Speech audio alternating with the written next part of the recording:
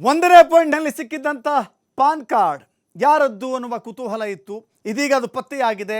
ಆ ಪಾನ್ ಕಾರ್ಡ್ನಲ್ಲಿರುವಂಥ ವ್ಯಕ್ತಿಯ ಮಾಹಿತಿ ಸಿಕ್ಕಿದೆ.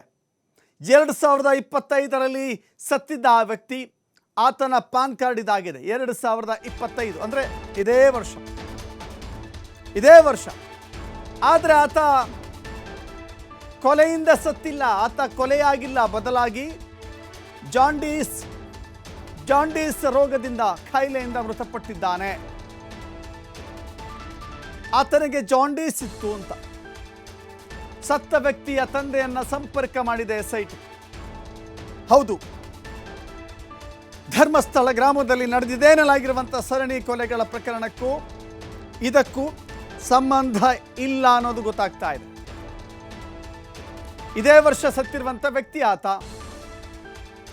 ಜಾಂಡೀಸ್ನಿಂದ ಮೃತಪಟ್ಟಿದ್ದ ಅನ್ನೋದು ಗೊತ್ತಾಗ್ತಾ ಇದೆ. ಹೌದು, ಜಾಂಡೀಸ್ನಿಂದ ಮೃತಪಟ್ಟಿದ್ರೆ ಆತನ ಅಂತ್ಯ ಸಂಸ್ಕಾರ ಅಲ್ಲೇ ಮಾಡಿದ್ರ, ಅಥವಾ ಕೇವಲ ದಾಖಲೆಗಳು ಮಾತ್ರ ಅಲ್ಲಿ ಪತ್ತೆಯಾಗಿದ್ದ?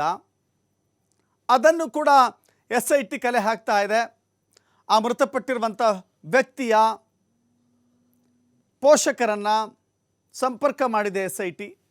ಅವ್ರು ಹೇಳಿದ್ದಾರೆ, ನಮ್ಮ ಮಗನಿಗೆ ಜಾಂಡೀಸ್ ಕಾಯಿಲೆ ಇತ್ತು, ಅದರಿಂದ ಮೃತಪಟ್ಟಿದ್ದಾನೆ ಅಂತ ಹೇಳಿದ್ದಾರೆ. ಆದರೆ ಜಾಂಡೀಸ್ ಕಾಯಿಲೆಯಿಂದ ಮೃತಪಟ್ಟಿರುವಂಥ ವ್ಯಕ್ತಿಯ ಅಂತ್ಯ ಸಂಸ್ಕಾರ ಸ್ಮಶಾನದಲ್ಲಿ ಮಾಡಬೇಕಾಗಿತ್ತು.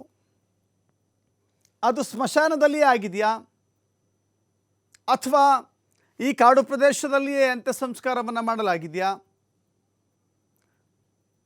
ಶವ ಸಂಸ್ಕಾರ ಒಂದು ಕಡೆಯಾಗಿ ಆತನ ದಾಖಲೆಗಳು ಮಾತ್ರ ಇಲ್ಲಿ ಪತ್ತೆಯಾಗಿದ್ದಾವ? ಅದೆಲ್ಲವೂ ಕೂಡ ತಿಳಿಯಬೇಕಾಗಿದೆ.